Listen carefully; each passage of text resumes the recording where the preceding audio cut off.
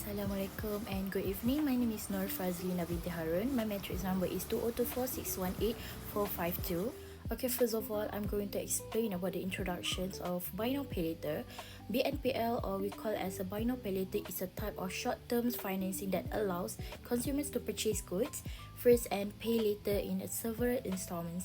It is common offered through the installments or hire purchase plans.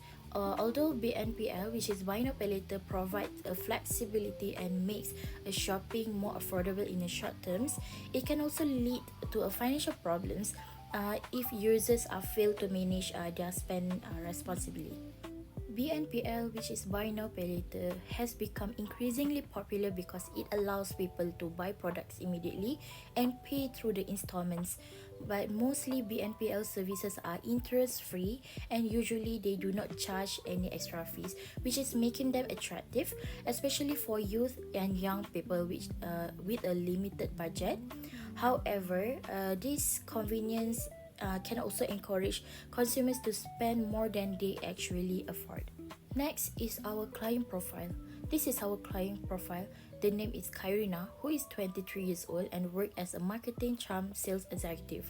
She earns monthly 3,000 ringgit, which is Shahira is a single live alone in Subang Jaya, and also she is fully responsible for managing all of her monthly expenses and financial commitments. But looking at her financial situations, Shahira has accumulated buy now pay later from several platforms.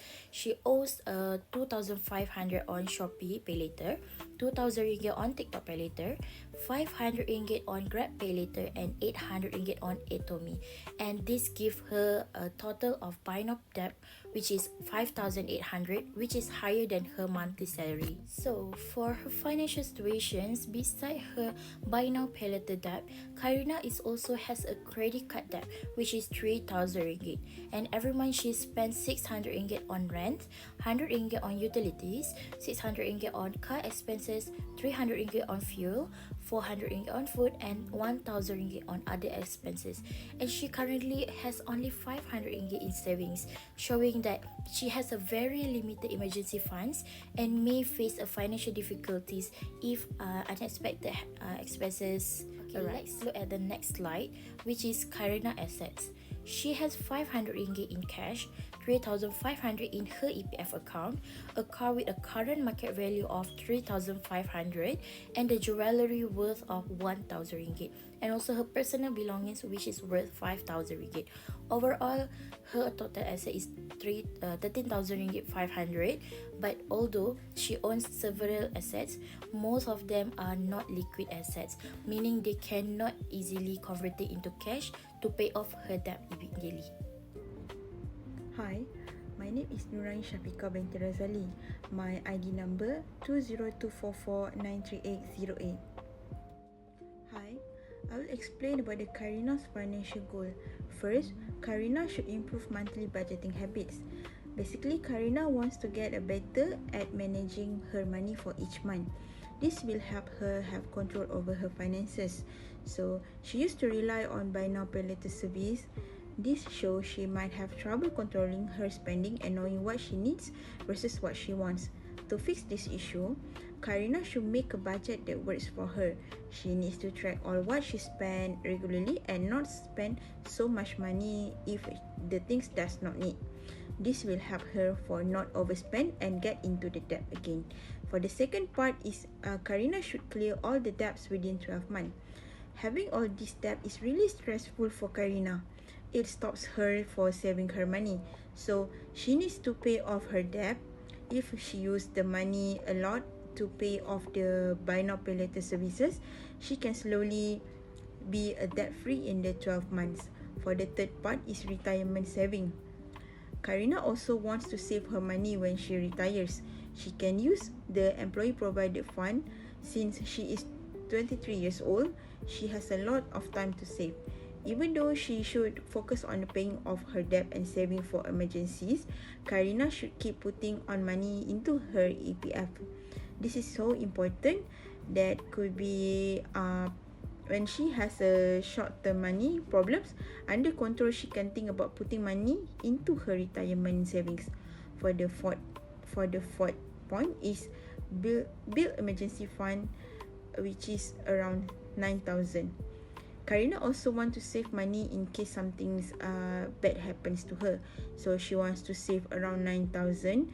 This money will help her if she get a sick or get any emergency cases that she needs lots of money if she lost her job also. So Karina thinks that 9,000 will be enough to cover her living costs for around 4 to 5 months. Paying off her debt is the important thing. So for now, Karina can also try to save a little money for each month. If she has paid all of her debt, she can use that money to save quickly and can reach her goal around 9,000. Thank you. So for the Karina's lifestyle, she having use of buy now pay later services. Karina's lifestyle habits are affecting her money situation. This is a big part of why she has a debt. One thing she does a lot in using buy now pay later service, such as SP later, TikTok pay later, Grab pay later, and also AUNI. This service make it easy to buy things without paying away. Using them too much can make her spend more money than she should, and things are cheaper than they really are. After a while, she has a lot of buy now pay later payment to make, and it is get hard to keep track on them. So this is causes her a lot of stress about money. She also less money of leftover for important things and saving. For the second part is Karina also frequent online shopping. Karina shops online very a lot. It is easy to buy things on the internet. They are often good deals. This can make her buy things on impulse that she does not really need. When she uses buy now pay later service to pay for these things, it make it even worse. So she is using money that she could be using to pay off debt or save for the future to buy things she does not need. Shopping online all the time can also make her want to keep buying things. So this makes it hard for her to reach her long-term money goals. Karina's lifestyle habits like using buy now pay later and shopping online are making it hard for her to manage her money. For the third part is dining. Karina likes to eat out a lot. This makes her money expenses arise. So eating out is easy and fun, but it usually costs more than making food at home. If she keeps eating out, it will cost a lot of money over time. So this can make it hard for her to manage her money. If Karina is out less and plan her meals better, she can save money and pay off her debt faster. So she will have money to pay away for the future. Karina can use this money to things that are important to her, like paying off debt and increasing her saving, which is a big help to Karina. And the last point is no budgeting discipline. Furthermore, it seems like Karina is struggling with managing her finances because she does not have a budgeting plan in place.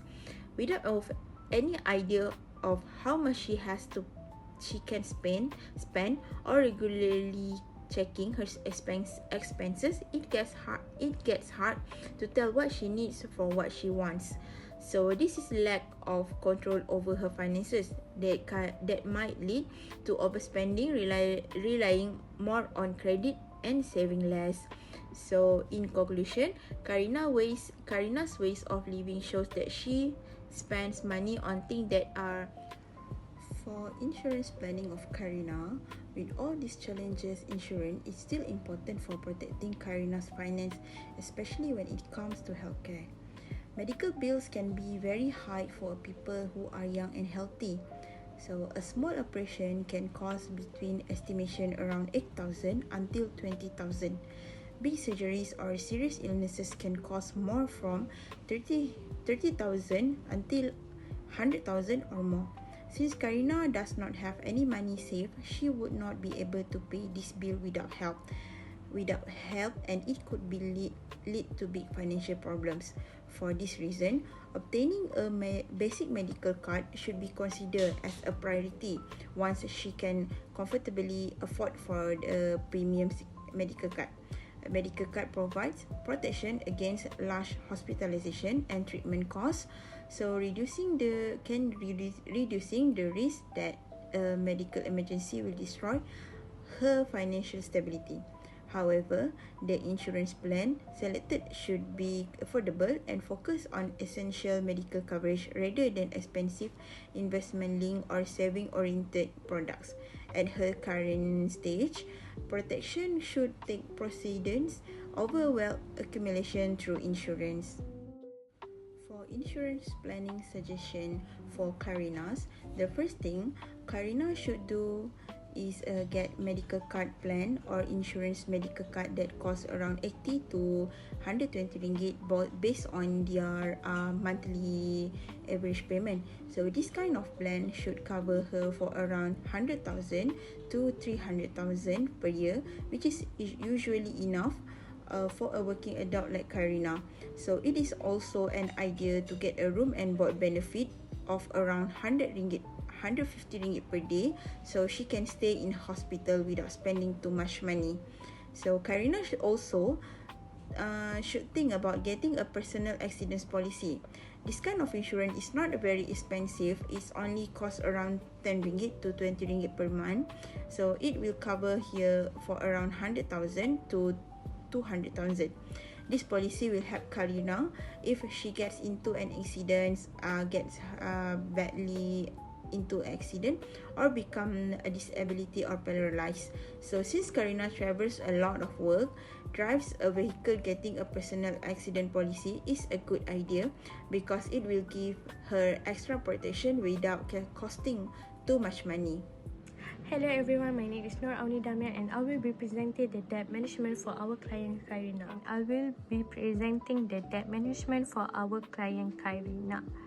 Based on her financial profile, Karina has a total debt of 8,800 ringgit consisting of 5,800 ringgit in buy now pay later or Bnpl debt and 3,000 ringgit in credit card debt.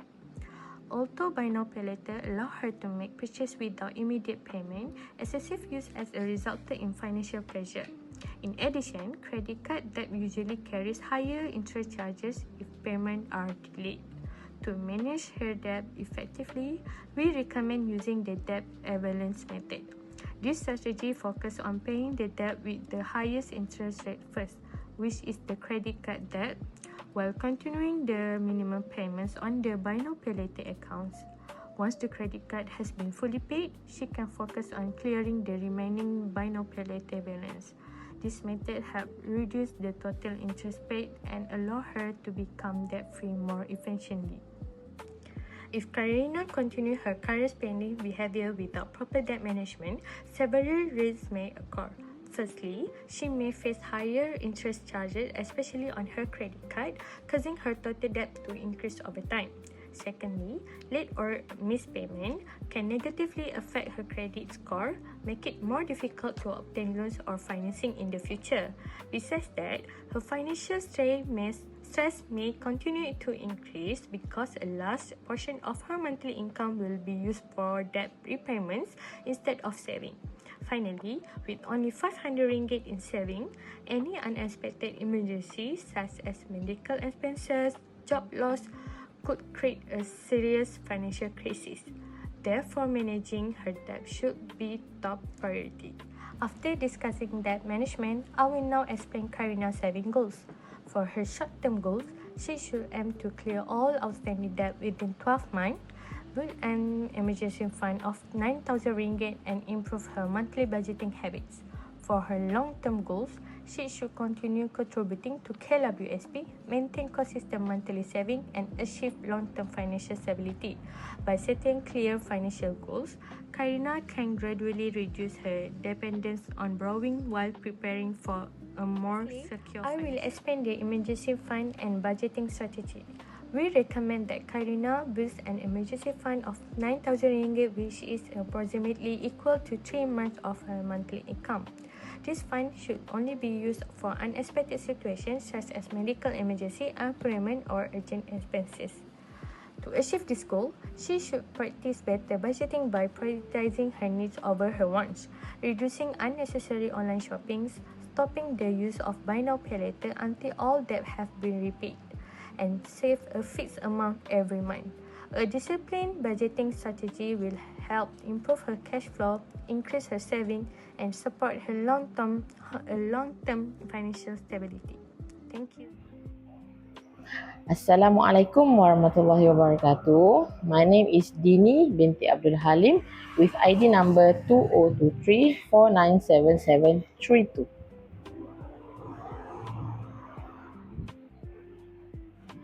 Next is retirement planning.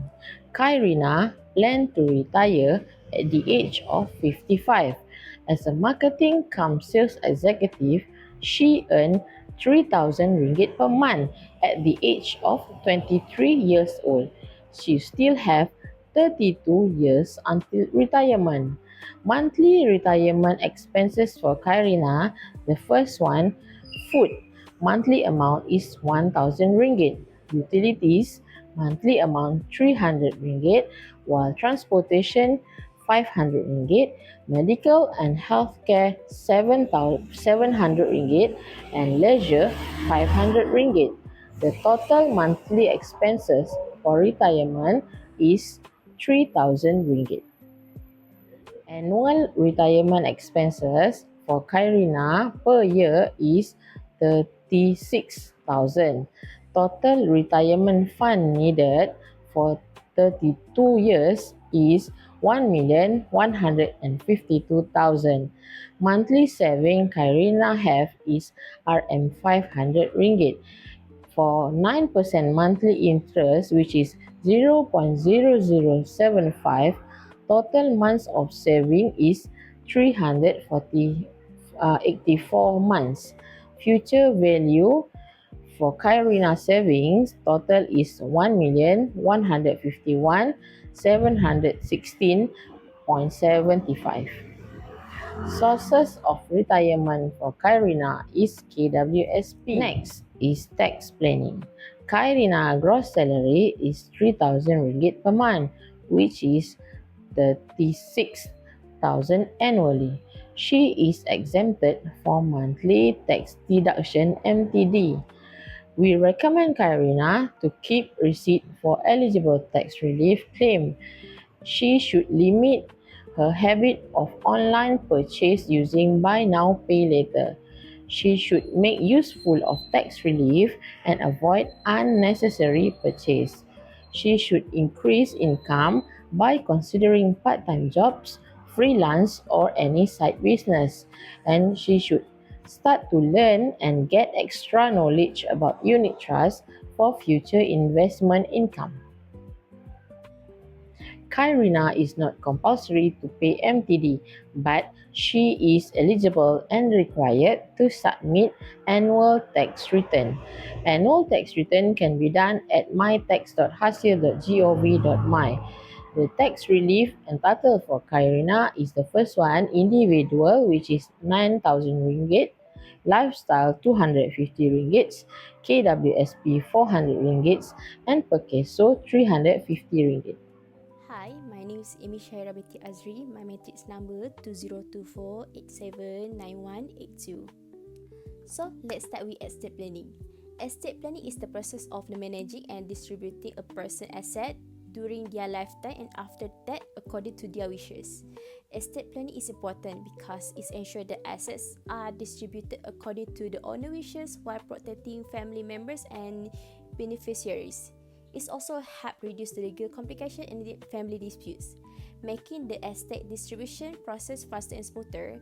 Therefore, having a proper estate plan provides financial security and peace of mind for both the individual and their beloved. Let's take a look at Khairi estate planning. Khairi is an unmarried woman and has no children. She owns saving, EPF, a car, and personal belongings with total asset of 34,000 ringgit. She also has debt from buy now pay laters and a credit card amount to 8,800 ringgit. After deducting her debts, the remaining balance in estate is 24,200 ringgit. According to the distribution show, her mother received 1/3, while her father received 1/6, plus the remaining balance as the asobah.